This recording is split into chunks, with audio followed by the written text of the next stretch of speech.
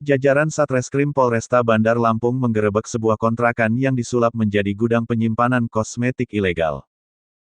Penggerebekan yang dilakukan di wilayah Bumi Kedamaian Bandar Lampung pada Jumat, tanggal 11 Juni tahun 2021, malam ini berhasil mengamankan sejumlah barang bukti.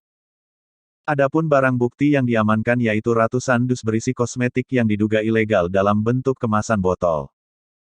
Di botol berisi cairan 60 ml ini tercantum merek Baby Face Anti-Acne atau Keratolitik. Merujuk dus penyimpanan kosmetik, tercantum perusahaan farmasi RDL Pharmaceutical Laboratory yang memproduksi barang tersebut. Barang bukti tersebut diamankan ke Mapolresta Bandar Lampung, Sabtu tanggal 12 Juni tahun 2021 guna pemeriksaan lanjutan.